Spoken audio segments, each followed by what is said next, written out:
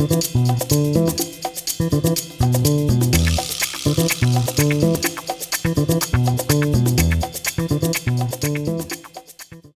to Red Player One Reviews. I'm Curtis France, and today we're going to be taking a look at a brand new game designed by Jacob Fryxelius and released by Stronghold Games, Terraforming Mars. This is a game where players take on the roles of corporations competing to terraform the landscape of Mars most efficiently. As you'll see, there are a number of different approaches to accomplishing this goal. First, we're going to take a look at the board and the components, then the gameplay, the end-of-game scoring, and I'll give some final thoughts on the game. This is the game board. There are three global parameters: the oxygen level, oceans, and temperature, located here, here, and here. As a player, you'll be increasing these parameters to earn points and ultimately trigger the game end. The bulk of the game board is where corporations will place tiles, greenery, and oceans, often earning a placement bonus. In this instance, we're using the beginner corporations. Each player has this board to track resources and resource production. The brown boxes indicate production, and these areas are to collect the resource cubes. There are 6 different resource types. Mega credits are used to pay for many player actions. Steel and titanium are used to discount certain types of cards. Plants, down here, are used to create greenery on the Martian surface. Energy, which usually turns into heat, and heat, which is used to raise the global temperature. Each round has 4 phases: turn order, research, action, and production. Much of the strategy in this game is in the use of the project cards. When using a beginner corporation, the player starts with 10 cards. Except for the first round, every round begins with the first player token moving and each player drawing 4 new cards. They then decide which of those 4 cards to keep and pay 3 mega credits for. So if these are the 4 cards that I've drawn, I have to decide which I want to keep and which I want to discard. This one requires there to be 4 degrees Celsius. Well, right now we don't have that, and we're not going to for quite some time, so I might discard that one. This one's really expensive. I also don't want to have that one in my hand right now. I'd rather have the credits. And maybe this one just doesn't fit the strategy I'm trying to employ. So maybe I only want to keep 1 card.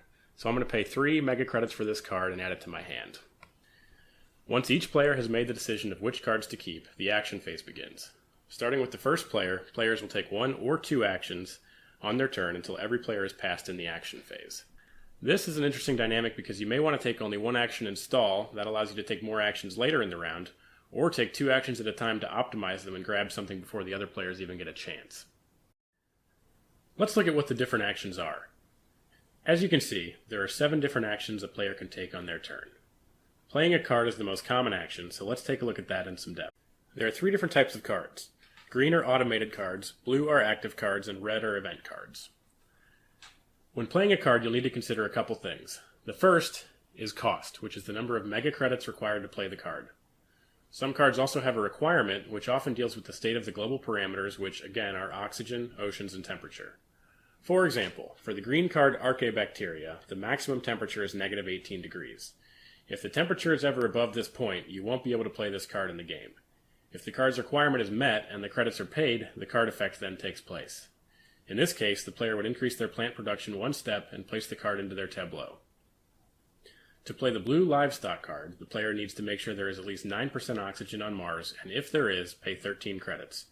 When they do, they increase credit production 2 and decrease plant production by 1.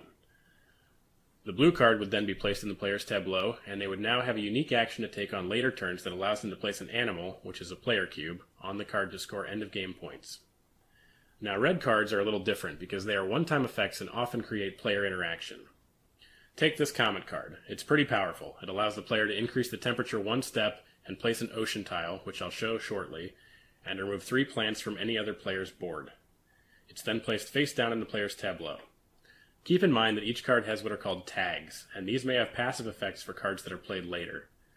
So let's take a look at what this looks like when played in the game.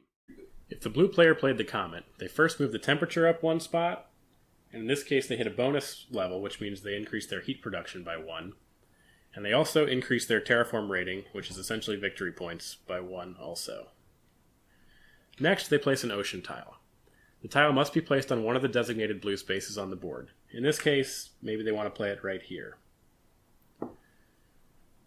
Later, any player placing tiles next to this ocean tile or any other ocean tile gains 2 credits. A lot of the spaces on the board also have placement bonuses. Anytime a tile is placed on a bonus, the player takes the indicated resource. This tile went on top of a 2-card placement bonus, which means the blue player would draw 2 free cards. There are also plants and titanium and steel on the board as placement bonuses. Once that's resolved, they remove 3 plants from the red player. The next type of action is using the standard projects. The first is to sell patents. This means you can discard any number of cards from your hand and take 1 credit for each card discarded. If a card requires a maximum of 4% oxygen and the level is at 7, then it's no longer useful and can be freely discarded. Then you can pay 11 credits to increase your energy production by 1, 14 credits to increase the temperature by 1, which also increases your terraform rating, 18 to place an ocean tile, 23 to place a greenery tile, and finally 25 to place a city and increase credit production. Let's take a look at the placement rules for greenery and cities. Anytime you place greenery, you increase the oxygen level and your terraform rating. If the red player went to place greenery in this space, right here, first they would increase the oxygen level and their TR by 1 step. And because it's adjacent to 3 ocean tiles, they would immediately gain 6 credits. If their next action were to place a city tile, then there are a couple things to keep in mind. First, it can't be adjacent to any other city tile, and also cities score 1 VP at the end of the game for every surrounding greenery tile. So in this case, the red player might place it right here. They would gain 2 credits because it's next to 1 ocean tile, and would score both of the adjacent greenery tiles at the game's end. The next type of action is to use a card action. For example, the previously played livestock card shown earlier provides an action that adds an animal cube to that card. There are 2 other actions to spend certain resources to increase the global parameters.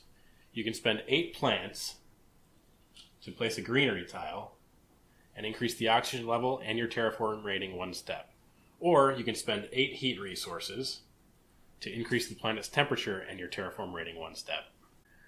The last 2 actions you can take are to claim milestones and fund awards. To claim a milestone, you must meet the requirements of the milestone and pay 8 credits. You can see here that the blue player has 3 cities on the board, and they can then pay 8 credits to become the mayor, which will earn them 5 VPs at the game end. So they would place a cube right here and score 5 points at the end of the game. Only 3 milestones can be claimed each game, so it's sort of a race to see who can claim the milestones first. When you fund an award, which is over in this section of the board, you are establishing a VP condition at the game's end. On their turn, the red player chooses to fund the Landlord Award, which will now score VPs. Because it's funded, the player with the most claimed tiles at the end of the game will earn 5 VPs, and the second most will earn 2 VPs. It's not necessarily going to be the red player, they've just been the one to choose to score for the Landlord. You may not want to fund awards until you have a clear idea of what your strategy is or what you'll be strongest in. However, keep in mind that only 3 can be funded, and they increase in cost from 8 to 20 credits as they're funded, so there's also a race to make these decisions. After all players have taken their actions and passed for the round, the players simultaneously carry out the production phase. All unused energy immediately becomes heat, and then players take resources based on each resource's production track value. Keep in mind that the credits earned each round are a factor of your terraform rating plus your credit production track, indicated here. So in this case, blue player would earn 26 credits. The steel and titanium that you produce can be used as credits towards playing cards with the building and space tag, as indicated on the player board. Once production is complete and a new round starts, first player passes to the left. The game ends at the end of the round in which all 3 global parameters are maxed. All 9 ocean tiles are placed, oxygen is at 14%, and the temperature is at positive 8 degrees. Mars has been successfully terraformed. So let's look at the end of game scoring. Your terraform rating is your base score, and then each milestone you've claimed will earn you 5 points. So blue, red, and black get 5 points for funding milestones. You'll then score funded awards. Here, we see that red player has funded the Landlord Award, but that the blue player actually has more claimed tiles on the Martian surface. So the blue player earns the 5 VPs for this, and red player only gets 2 for second place. Then you score the Martian surface. So let's look at one example for the red player. Red scores 1 VP for each greenery tile. In this case, that's 5 points. And then, looking at red cities, they score 1 VP for each adjacent greenery tile. This city, for example, would score 4 VPs even though one of the greenery tiles belongs to the green player. You always score for greenery tiles whether they're yours or someone else's. Finally, players score any cards in their tableau that have VP indicators, such as the livestock card we looked at earlier. Not so surprisingly, the player with the most points wins. In this case, red player won. So what do I think of this game? I love it. This is definitely a Euro game, but there is a decent amount of player interaction as well. The cards in your hand will obviously drive your strategy, but what's really cool is that you get to decide which cards to add to your hand and which ones to discard. If using the advanced corporations, you don't automatically start the game with 10 cards as we did here. Instead, you're dealt 10 and choose which ones to pay to keep as you would in a normal game round. This adds a lot of strategy and asymmetry to the game. This is partly a card game, so you will have card draws you aren't happy with from time to time, but at least there's the consolation of reserving those credits to spend on other actions. At its core, this is a resource management game, but the tile placement creates some really interesting dynamics on the board with the other players. Timing is absolutely critical. The decision of whether to take one action and stall to see what the other players do, or two actions and grab some hotly contested actions is really interesting. And how early in the game do you want to fund an award? If done too early, it may help the other players more than it helps you. What I love most about this game is that I feel like I have really cool things to do on almost all of my turns. The nature of the cards creates some great synergy and opportunities. Your tableau will be increasingly unique as the game progresses. There's even a deck of advanced project cards that adds more variability to the game. All in all, this game takes about 2 hours to play, and it stays really competitive the whole time. Most of the VPs are applied at the end of the game, so there's never a feeling of, oh man, I'm 30 points behind, there's no coming back into this for me. The final score tabulation is extremely suspenseful. I do think some of the physical components could have been done a little bit better. The player boards are pretty flimsy, and if one is bumped into mid-game, it's going to create a nightmare for that player. This is a very fun game, though. It moves quickly, and there's a lot of strategy packed into about 2 hours. I would recommend this game to anyone who likes a bit of player interaction in their Euro game and enjoys having a lot of variation in the types of engines they can build throughout the game. I hope you enjoy the review. If you have any further questions, feel free to contact me or post below in the thread.